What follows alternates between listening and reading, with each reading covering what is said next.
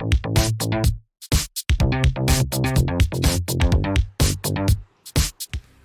right. You know, I've got like a whole bunch of videos planned. I haven't even gotten, right? I haven't even gotten to how bad the Kombat cast is, right? But don't worry, I will, right? No, it's coming. Because by God, you know, like, because I was watching Jaded Rabbit's stream, breaking it down, and there's probably not a lot I can add to that in terms of difference opinion. This is the reason why Mortal Kombat is trash, right here. This was in an earnings call. Warner Brothers will now focus on live service games moving forward. Our focus is on transforming our biggest franchises from largely console and PC based with 3-4 year release schedules to include more always on gameplay through live services, multi-platform and free-to-play extensions, with the goal to have more players spending more time on more platforms. What that is code for is they want you to spend more money on these platforms and drip feed you content, so that way you feel like, you know, they've got you almost biting the carrot but never really. Ultimately, we want to drive engagement and monetization of longer cycles and at higher levels. We have put specific capabilities. We are currently under scale and see significant opportunity to generate greater post-purchase revenue.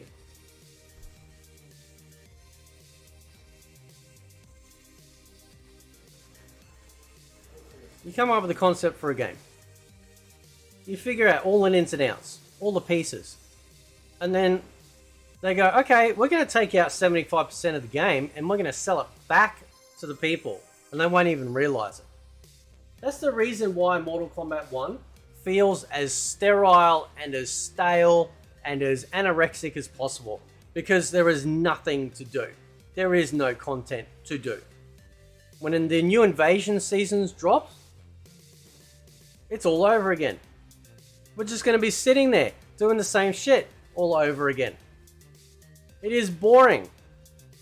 This game is boring.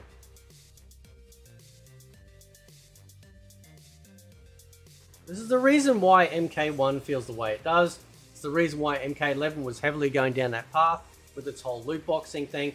And the reason they can't do loot boxes, they can't dare do loot boxes. Now, I'm not against companies trying to make money after the game has come out. But let's be honest, man. Street Fighter 6 launched with like a full single player mode, fully immersive, just absolutely brilliant. Tekken 8 is launching with, and we don't even know all the content yet. We know there's going to be a main story. We know there's going to be character focused stories. God knows whatever else there is in there outside of the fact that they've got the massive like Tekken Lounge mode, right? Where you can go in there, interact with people, all sorts of stuff. I had this theory the other day that what if they made all the classic Tekken games playable in Tekken 8, right?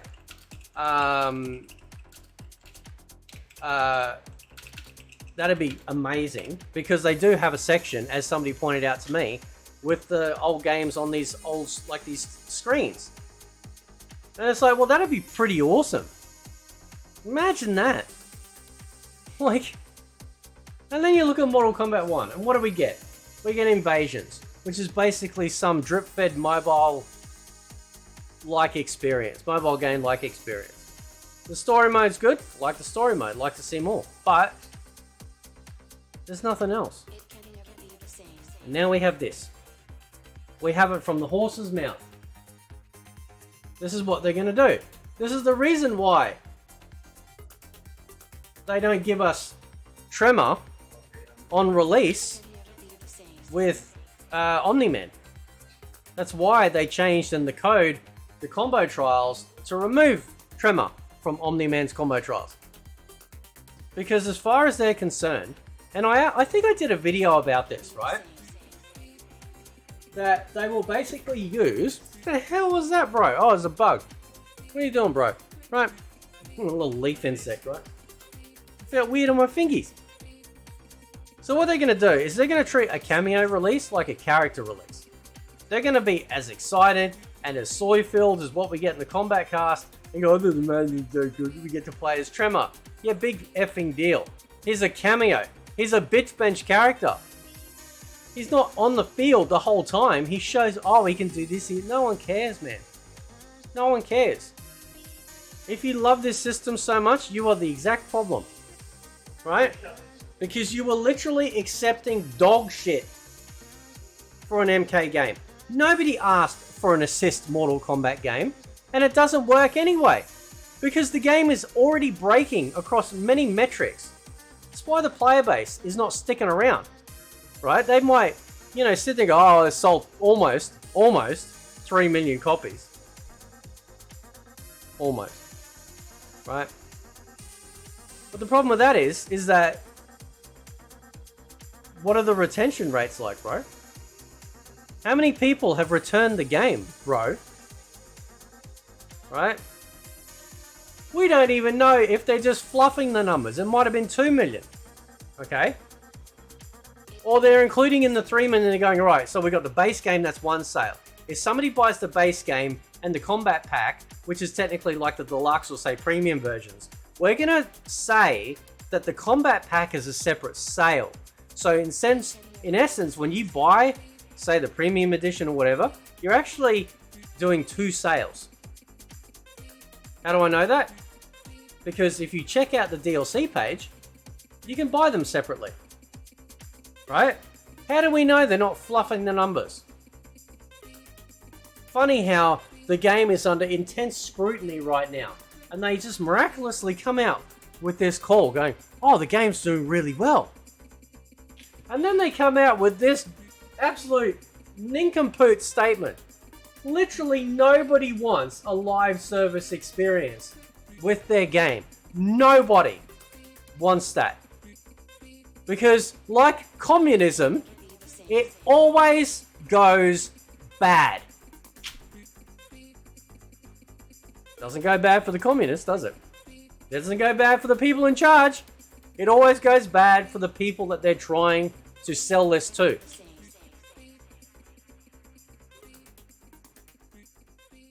Imagine saying this, knowing that people are going to be able to, like, you know, come on here and say, hey, right, let's check out some comments.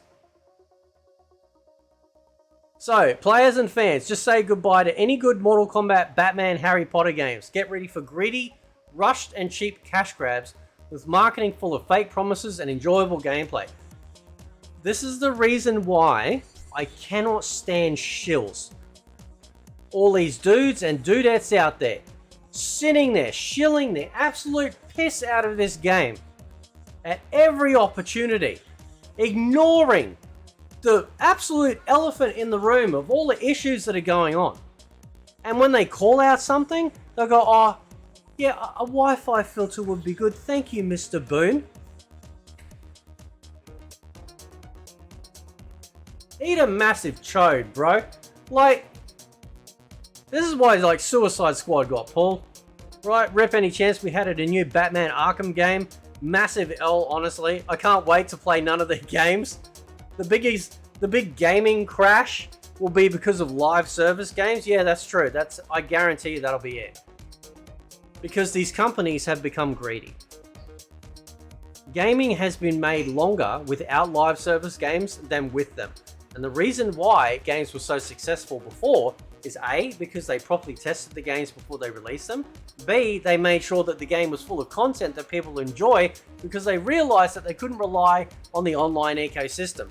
Having always internet, like always online and all that, you know, having the internet just available to us easily has completely corrupted these companies and the developers and made them think, you know what, we can just drip feed stuff. Why do you think every single time you do something in Mortal Kombat 1, it's constantly saving? It's constantly saving because it's constantly dialing back to their home base to save your unlocks or what you've earned on their end. Because they want to make it so you can't hack their game, or you can't modify this or do that. Because they want to control the complete narrative. And you might say, well, that's their game, they can do what they want. No, this is deception, and not the good one.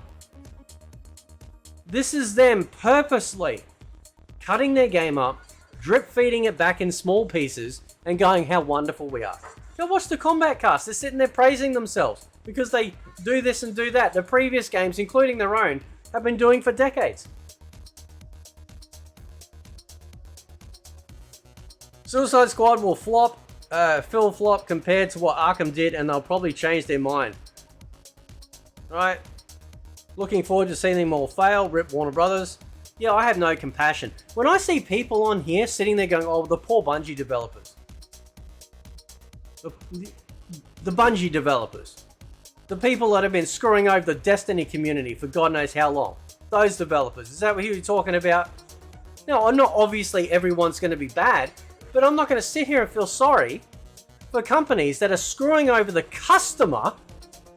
You know, the people that line their pockets, they think they have the effing right to sit there and screw us over and then get mad and demand sympathy because they got their ass handed to them because they got caught out. Eat shit. I don't give a shit. Because at the end of the day, it's a real simple transaction here, folks. You make it, I'll buy it if it's good enough. It's as simple as it gets. It may sound harsh, but at the end of the day, I'm tired of this crap. I am so tired of this shit, right? And these people just think, oh, we're going to virtue sing. We're going to tell you what you should like.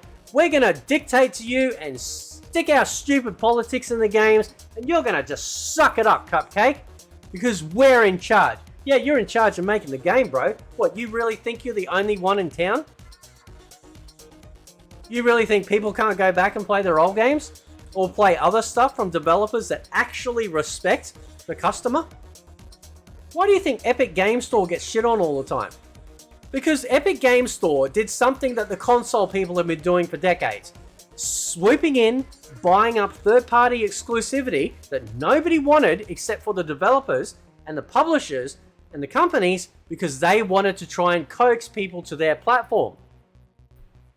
Their platform wasn't good enough on its own steam. They had to try and con people onto it. So what does Epic do? Well, they bring that bullshit to PC. And the PC crowd just went like this, and that's why Epic Games is dying on the storefront, because nobody's buying into it. Oh yeah, they get the free games, but that's a free game. They're not parting money for that. It's a free game. And they're still in the red. They're still losing money. Epic Game Store is not making a single cent. And they keep doing this shit because of some noble thing that we've got to make sure the developers get their fair cut. Fuck the developers. When the developers are sitting there telling me that I'm a bad piece of shit because I don't support their political movement, because I don't sit there and go, you know what? This is wonderful. Yeah, loot box me up the ass one more time. Yeah, just drip feed me that content. Put out the bare minimum, bro. Just, you blow my dick. Oh, what's that? That's foreplay now, is it? Is it? Nah, I have no sympathy for that shit. You already got paid. You already got your paycheck. Right? If you decided to sit there and put out trash, that's on you. Not on me. I'm the customer. My money goes elsewhere when you put out garbage. It's as simple as that. If you bought a fridge that had the door falling off, barely froze stuff, and caught fire every now and then nobody buys it because it's a shit fridge, and then the company goes under, and then they come out and they go, oh, we got to feel so sorry for all the people that were laid off at the fridge company because because now they're out of work. Get fucked. No. Because you tried to rip us off. You tried to sell us a shit product. And this is what you get. This has been going on since the dawn of time. You put out garbage, you don't get money for it. And you can try and con people. You might try and get clever and grease it and put a little bow on it and make it all nice like a little present. But eventually people are going to open that. They're going to pull back the curtain and they're going to see what's in that box. And they're going to go, nah, I'm not doing with that anymore. I see developers on here crying every day, oh, these poor layouts. But they never sit there and they go, why did it happen? Never say that. You want to know why? Because it will put a giant ass microscope on the entire industry. And they don't want that. They don't want to be caught out. They don't want to be labeled as someone that, assisted in also proving that these developers and companies and corporations have been absolutely woeful when it comes to respecting the customer and ensuring that we actually get a quality product. Because I tell you what, back in the day, it wasn't an issue. We got good shit more often than not because a developer and then the company realized that if they put out a bad product, it's over. And now, in the age of the internet, with word of mouth going literally like wildfire, within seconds, you can bring down an entire game or an entire franchise or an entire company because you suddenly expose what happened and what's been going on and how crap things are. People aren't stupid, but these developers and these corporations, they keep thinking that you are. That's why I rail on MK1 so hard. This isn't just some fundamentals in the game as well. This is a developer, and this is a game franchise that I have loved since the 90s, fall into complete disarray because these people are greedy. These companies are greedy, and they don't care about you anymore. They care about, oh, we'll just act like a TikTok and we'll just put Omni-Man in there because, just quick erection, quick throw Viagra at the screen. Everyone will just bone up and be all excited for like half a second.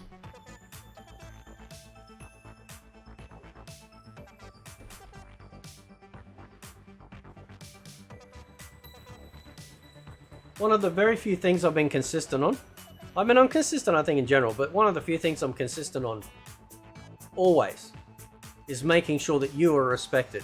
I don't need your respect. I don't need your love. I don't need your adoration. What I need is you to think.